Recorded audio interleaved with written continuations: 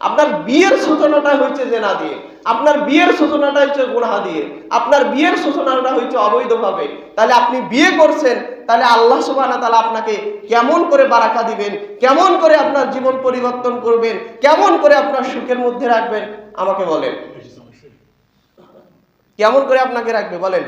যদি বিয়েতেই এত জাহিলিয়াত কর্মকাণ্ড ঢুকে যায়, এত নেককারজনক জঘন্যতম যদি কাজ আমরা করে থাকি, তাহলে আমরা কিভাবে এই বিয়ের মাহাত্ম্য, বিয়ের যে উপকারিতা, বিয়ের যে গুরুত্ব আমরা কেমন করে বুঝবো বলেন? আল্লাহ সুবহানাহু ওয়া তাআলা কি বলছে জানেন? আল্লাহ সুবহানাহু ওয়া তাআলা সূরা নূর আয়াত 32-এ আল্লাহ সুবহানাহু ওয়া তাআলা বলছেন যে ওয়া আনহিকুল আইয়ামা মিনকুম ওয়াস-সালিহিনা মিন ইবাদিকুম ওয়া ইমাইকুম। আল্লাহ সুবহানাহু ওয়া তাআলা আমাদেরকে বলছেন যে তোমাদের মধ্যে যারা অবিবাহিত রয়েছে, হ্যাঁ, তাদেরকে বিয়ে দিয়ে দাও। তারা যদি অভাবী হয়ে থাকে, তারা যদি দরিদ্র হয়ে থাকে, তারা যদি অভাবগ্রস্ত থাকে, আল্লাহ সুবহানাহু ওয়া তাআলা তাদেরকে প্রাচুর্যময় করে দিবেন, তাদের সেই অভাব দূর করে দিবেন। সুবহানাল্লাহ। তাহলে আল্লাহ বলছেন যে তাদের বিয়ে দাও, আল্লাহ তাআলা নিজ দায়িত্বে তাদের কি করে দিবেন? অভাব মুক্ত করে দিবেন, তাদের ধনী করে দিবেন। তাহলে আজকে আমরা বিয়ে ঠিকই করতেছি, কিন্তু আল্লাহর অনুগ্রহ আমরা পাচ্ছি না। আমরা বিয়ে শাদী ঠিকই আয়োজন করতেছি, কোরআন সুন্নাহ বিরোধী আইন করতেছি। আমরা বিয়ে ঠিকই করতেছি, কিন্তু শরিয়া মোতাবেক করতেছি না। আমরা বিয়ে ঠিকই করতেছি, সুন্নাহ মোতাবেক আমাদের হচ্ছে না। তাহলে কিভাবে আপনি আল্লাহ সুবহানাহু ওয়া তাআলার সেই নিয়ামতগুলো পাবেন বলেন? কেমনে পাবেন? আপনার বিয়ে শাদীতে শুরু থেকে শেষ অবধি পর্যন্ত একটাও সুন্নাহ ভিত্তিক হয় না। আপনাদের বিয়ে শাদী কেন্দ্রিক যত নিয়ম, যত প্রচলিত পদ্ধতি রয়েছে, সব কোরআন এবং সুন্নাহ বহির্ভূত। কেমন করে আপনাকে বোঝাই? এই যে দেখেন, আপনার ছেলে বউ দেখতে যাবে, ছেলের সাথে কয়জন লোক থাকে? ছেলের সাথে ছেলের বন্ধু থাকে, ছেলের সাথে ছেলের ভাই থাকে, ছেলের সাথে ছেলের আরো অনাকাঙ্ক্ষিত অনেক লোকজন ছেলের সাথে থাকে। এই যে সূচনাতেই আপনি জেনা করে ফেলতেন। কেমন করে? যে বিয়ে করবে সে বাদে অন্য কেউ ছেলের সাথে যেতে পারে না, অন্য কেউ মেয়েকে দেখতে পারে না। অথচ আপনি ছেলে গিয়েছেন, আপনার সাথে দুলাভাই গিয়েছে, আপনার মামাতো ভাই গিয়েছে, আপনার খালাতো ভাই গিয়েছে, আপনার বন্ধু বান্ধব গিয়েছে, আপনার মেয়ে আপনার সামনে চলে এসেছে, আপনারা সবাই মেয়েটাকে দর্শন করছেন। যে মেয়ে দেখার কথা আপনাকে, আপনি মেয়েকে দেখতেছেন দল বাহিনীকে নিয়ে। তাদের জন্য তো মেয়ে দেখা যায় নাই। তারা কিভাবে আপনার বউকে দেখবে, তারা কোন নজরে আপনার বউকে দেখবে, সেটা কি আপনি জানেন? ইসলামে তো গায়রে মাহারাম পদ্ধতিটাই আমরা জানি না। কার সাথে দেখা করা যাবে, কার সাথে দেখা করা যাবে না, কার সাথে কথা বলা যাবে, কার সাথে কথা বলা যাবে না, এই সিস্টেমটাই তো আমরা জানি না। অথচ যে বিয়ে করবে সে ব্যতীত মেয়ে অন্য কেউ দেখতে পারে না।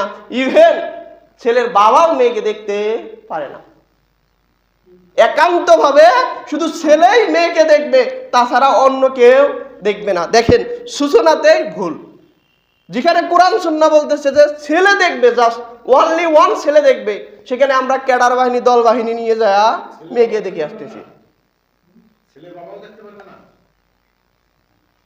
এখন কথা হচ্ছে, দেখেন, যে আমরা যে দল বাহিনী নিয়ে যা দেখে আসতেছি, এটা কোরআন সুন্নাহ ভিত্তিক হচ্ছে না। তারপরে দেখেন যে আপনি যে বিয়ে ঠিকঠাক করলেন, সেটা কি যৌতুক ছাড়া কোনো বিয়ে আজকে হচ্ছে কোনো বিয়ে যৌতুক ছাড়া হয়? এখন যৌতুকের বাহিরে একটা পদ্ধতি, নিয়ম আমরা বাতলিয়ে ফেলেছি। সেই নিয়মটা কি? সেই নিয়মটা হচ্ছে যে আমরা টাকা পয়সা যৌতুক নিব না। কি নিব? ছেলেকে একটা গাড়ি দিলেই হবে। বলে না ছেলে ব্যবসা করবে, 2 লাখ টাকা দিলেই হবে, যৌতুক নিব না। এই পদ্ধতি চালু করে আমরা কোরআন সুন্নাহকে অবমাননা করেছি, কোরআন সুন্নাহর উপরে ধিক্কার দিয়েছি। যেখানে আপনার দেওয়ার কথা মেয়েকে টাকা, আপনি দিবেন দেনমোহর, সেটা না দিয়ে মেয়ের কাছে আরো টাকা নিয়ে আসতেছেন। তাহলে উল্টে গেছে না? কোরআন সুন্নাহ হলো না। তাহলে আল্লাহ রাসূল সাল্লাল্লাহু আলাইহি ওয়াসাল্লাম তিনি কি বলেছেন দেখেন, ইয়া মাশারাস শাবাবি মান ইসতাতা মিনকুমুল বাতা ফালিয়াতাজাওয়াজ। যুব সমাজদেরকে লক্ষ্য করে নবী মুহাম্মদ সাল্লাল্লাহু আলাইহি ওয়াসাল্লাম তিনি বলতেছেন, হে যুব সমাজ, তোমাদের মধ্যে যে সামর্থ্য রাখে সে যেন কি করে, বিবাহ করে। এবং বিয়ে কেন করবে, তার দৃষ্টি নত করার জন্য এবং তার লজ্জাস্থান হেফাজত করার জন্য। আজকে তো আপনি মেয়ের বাবা, আপনি তো ছেলের বাবা, আপনার ভেতরে কি কাজ করে যে ছেলে আমার প্রতিষ্ঠিত হোক, ছেলে ভালো একটা গভর্নমেন্ট জব করুক, ছেলে নিজের পায়ে নিজে দাঁড়াক, তারপরে ছেলেকে আমরা বিয়ে দিব। তার আগে আপনার পিতার মুখে ছেলেকে বিয়ে দেওয়ার প্রশ্ন ওঠে না।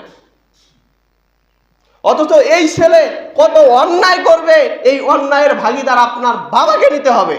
আপনার মেয়ে যত অন্যায় করবে অবিবাহিত থাকা অবস্থায় তত গুনার ভাগ আপনাকে নিতে হবে। তাহলে আপনার ছেলের বয়স হয়ে গিয়েছে 25, আপনার মেয়ের বয়স হয়ে গিয়েছে 25, আপনার ছেলের বয়স 30-এর কাছাকাছি, এখনো আপনি পিতা, তাকে বিবাহ দিচ্ছেন না, এখনো আপনি মাতা, তাকে বিবাহ দিচ্ছেন না। এর দায় ভারটা আপনার উপরে বর্তাবে। এরা যতদিন অনৈতিক কর্মকাণ্ডের সাথে জড়িত হবে, অনৈতিক কর্মকাণ্ড করবে, সব গুনাহ আপনার পিতার কাঁধে আসবে।